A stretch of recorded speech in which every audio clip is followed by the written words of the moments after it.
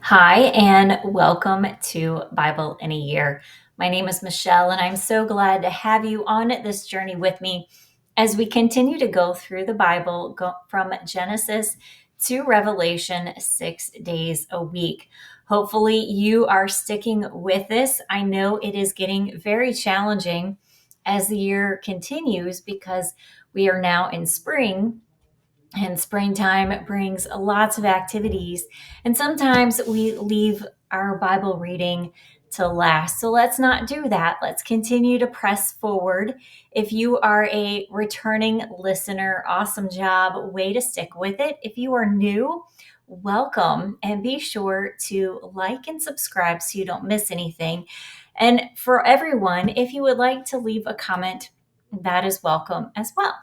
So we are on day 70, and I just looked down and saw we are going to finish First Samuel today, going from chapters 27 through 31. So let's go ahead and get started. Chapter 27. And David said in his heart, I shall now perish one day by the hand of Saul. There is nothing better for me than that I should speedily escape into the land of the Philistines. And Saul shall despair of me to seek me any more in any coast of Israel. So shall I escape out of his hand. And David arose, and he passed over with the 600 men that were with him unto Achish, the son of Maoch, king of Gath. And David dwelt with Achish at Gath, he and his men, every man with his household. Even David with his two wives, Ahinoam the Jezreelitess, and Abigail the Carmelitess, Nabal's wife. And it was told Saul that David was fled to Gath, and he sought no more again for him. And David said unto Achish, If I have now found grace in thine eyes, let them give me a place to some town in the country, that I may dwell there. For why should thy servant dwell in the royal city with thee? Then Achish gave him Ziklag that day, wherefore Ziklag pertaineth unto the kings of Judah unto this day. And at the time that David dwelt in the country of the Philistines was a full year and 4 months. And David and his men went up and invaded the Gershurites and the Gerizzites and the Amalekites, for those nations were of old the inhabitants of the land, as thou goest to Shur, even unto the land of Egypt. And David smote the land and left neither man nor woman alive, and took away the sheep and the oxen and the asses, and the camels and the apparel, and returned and came to Achish. And Achish said, Whither have ye made a road today? And David said, Against the south of Judah, and against the south of the Jermeelites, and against the south of the Kenites. And David saved neither man nor woman alive to bring tidings to Gath, saying, Lest they should tell on us, saying, So did David, and so will be his manner all the while he dwelleth in the country of the Philistines. And Achish believed David, saying, He hath made his people Israel utterly to abhor him. Therefore he shall be my servant forever. Chapter 28. And it came to pass in those days that the Philistines gathered their armies together for warfare to fight with Israel. And Achish said unto David, Know thou assuredly that thou shalt go out with me to battle, thou and thy men. And David said to Achish, Surely thou shalt know what thy servant can do. And Achish said to David, Therefore will I make thy keeper of mine head forever. Now Samuel was dead, and all Israel had lamented him, and buried him in Ramah, even in his own city. And Saul had put away those that had familiar spirits and the wizards out of the land. And the Philistines gathered themselves together and came and pitched in Shimon. And Saul gathered all Israel together, and they pitched in Gilboa. And when Saul saw the host of the Philistines, he was afraid, and his heart greatly trembled. And when Saul inquired of the Lord answered him not, neither by dreams, nor by Urim, nor by prophets. Then Saul said unto his servants, Seek me a woman that hath a familiar spirit, that I may go to her and inquire of her. And his servants said to him, Behold, there is a woman that hath a familiar spirit in Endor. And Saul disguised himself and put on other remnant, and he went, and 2 men with him. And they came to the woman by night, and he said, I pray thee, divine unto me by the familiar spirit, and bring me him up, whom I shall name unto thee. And the woman said unto him, Behold, thou knowest what Saul hath done, and how he hath cut off those that have familiar spirits and the wizards out of the land. Wherefore then layest thou a snare for my life, to cause me to die? And Saul sware to her by the Lord, saying, As the Lord liveth, there shall no punishment happen to thee for this thing. Then said the woman, Whom shall I bring up unto thee? And he said, Bring me up Samuel. And when the woman saw Samuel, she cried with a loud voice. And the woman spake to Saul, saying, Why hast thou deceived me? For thou art Saul. And the king said unto her, Be not afraid, for what sawest thou? And the woman said unto Saul, I saw gods ascending out of the earth. And he said unto her, What form is he of? And she said, An old man cometh, and he is covered with a mantle. And Saul perceived that it was Samuel. And he stopped with his face to the ground and bowed himself. And Samuel said to Saul, Why hast thou disquieted me to bring me up? And Saul answered, I am sore distressed, for the Philistines make war against me, and the God is departed from me, and answereth me no more, neither by prophets nor by dreams. Therefore I have called thee, and thou mayest make known unto me what I shall do. Then Samuel said, Wherefore then dost ask of me, seeing the Lord is departed from thee, and is become thine enemy? And the Lord hath done to him as he spake by me. For the Lord hath rent the kingdom out of thine hand, and given it to thy neighbor, even to David. Because thou obeyest not the voice of the Lord, nor executed his fierce wrath upon Amalek. Therefore hath the Lord done this thing unto thee this day. Moreover, the Lord will also deliver Israel with thee into the hand of the Philistines. And tomorrow shalt thou and thy sons be with me.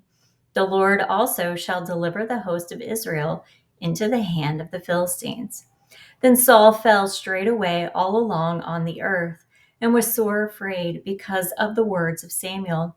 And there was no strength in him, for he had eaten no bread all the day, nor all the night. And the woman came unto Saul, and she saw that he was sore troubled, and said unto him, Behold, thine handmaid hath obeyed thy voice. And I put my life in my hand, and have hearkened unto the words which thou spakest unto me. Now therefore I pray thee, hearken thou also unto the voice of thy handmaid. And let me set a morsel of bread before thee, and eat, that thou mayest have strength when thou goest on thy way. But he refused and said, I will not eat. But his servants together with the woman compelled him, and he hearkened unto their voice. So he arose from the earth and sat upon the bed. And the woman had a fat calf in the house, and she hasted and killed it, and it took flour and kneaded it, and did bake unleavened bread thereof. And she brought it before Saul and before his servants, and they did eat. Then they rose up and went away that night. Chapter 29. Now the Philistines gathered together all their armies to Ephek, and the Israelites pitched by the fountain which is in Jezreel. And the lords of the Philistines passed on by hundreds and by thousands, but David and his men passed on in the reward with Achish. Then said the princes of the Philistines, What do these Hebrews here? And Achish said unto the princes of the Philistines, Is not this David and the servant of Saul, the king of Israel, which hath been with me these days or these years? And I have found no fault in him since he fell unto me unto this day. And the princes of the Philistines were wroth with him. And the princes of the Philistines said unto him, Make this fellow return, that he may go again to his place which thou hast appointed him. And let him not go down with us to battle, lest in the battle he be an adversary to us. For wherewith should he reconcile himself unto his master? Should it not be with the heads of these men? Is not this David of whom they sang one to another in dances, saying, Saul slew his thousands and David his 10,000s? Then Achish called David and said unto him, Surely as the Lord liveth, thou hast been upright, and thy going out and thy coming in with me in the host is good in my sight. For I have not found evil in thee since the day of thy coming unto me unto this day. Nevertheless, the Lord's favor thee not. Wherefore now return and go in peace, that thou displease not the lords of the Philistines. And David said unto Achish, But what have I done, and what hast thou found in thy servant so long as I have been with thee unto this day, that I may not go fight against the enemies of my lord the king? And Achish answered and said to David, I know that thou art good in my sight, as an angel of God. Notwithstanding, the princes of the Philistines have said, He shall not go up with us to the battle. Wherefore now rise up early in the morning with thy master's servants that are come with thee, and as soon as ye be up early in the morning and have light, depart. So David and his men rose up early to depart in the morning, and return unto the land of the Philistines. And the Philistines went up to Jezreel. Chapter 30. And it came to pass when David and his men were come to Ziklag on the third day that the Amalekites had invaded the south, and Ziklag had smitten Ziklag and burned it with fire, and had taken the women captives that were therein. They slew not any, either great or small, but carried them away and went on their way. So David and his men came to the city, and behold, it was burned with fire, and their wives and their sons and their daughters were taken captives. Then David and the people that were with him lifted up their voice and wept until they had no more power to weep. And David's two wives were taken captives, Anahem and the Jezreelitess, and Abigail, the wife of Nabal the Carmelite. And David was greatly distressed, for the people spake of stoning him, because the soul of all the people was grieved, every man for his sons and for his daughters. But David encouraged himself in the Lord his God. And David said to Abiathar the priest, Ahimelech's son, I pray thee, bring me hither the ephod. And Abiathar brought thither the ephod to David. And David inquired at the Lord, saying, Shall I pursue after this troop? Shall I overtake them? And he answered him, Pursue, for thou shalt surely overtake them, and without fail recover all. So David went, he and the 600 men that were with him, and came to the brook Bezor, where those that were left behind stayed. But David pursued, he and the 400 men, for 200 abode behind, which were so faint that they could not go over the brook of Bezor. And they found an Egyptian in the field, and brought him to David, and gave him bread, and he did eat. And they made him drink water. And they gave him a piece of a cake of figs, and 2 clusters of raisins. And when he had eaten, his spirit came again to him, for he had not eaten no bread, nor drunk any water 3 days and 3 nights. And David said unto him, To whom belongest thou, and whence art thou? And he said, I am a young man of Egypt, servant to an Amalekite, and my master left me, because 3 days agone I fell sick. We made an invasion upon the south of the Chetherites, and upon the coast which belongeth to Judah, and upon the south of Caleb, and we burned Ziklag with fire. And David said to him, Canst thou bring me down to this company? And he said, Swear unto me by God that thou wilt neither kill me nor deliver me into the hands of my master, and I will bring thee down to this company. And when he had brought him down, behold, they were spread abroad upon all the earth, eating and drinking and dancing, because of all the great spoil they had taken out of the land of the Philistines and out of the land of Judah. And David smote them from the twilight even unto the evening of the next day. And there escaped not a man of them, save 400 young men, which rode upon camels and fled. And David recovered all that the Amalekites had carried away. And David rescued his 2 wives. And there was nothing lacking to them, neither small nor great, neither sons nor daughters, neither spoil, nor anything that they had taken to them. David recovered all. And David took all the flocks and the herds which they drave before those other cattle, and said, "This is David's spoil." And David came to the 200 men which were so faint that they could not follow David, whom they had made also to abide at the brook of Bezor. And they went forth to meet David and to meet the people that were with him. And when David came near to the people, he saluted them.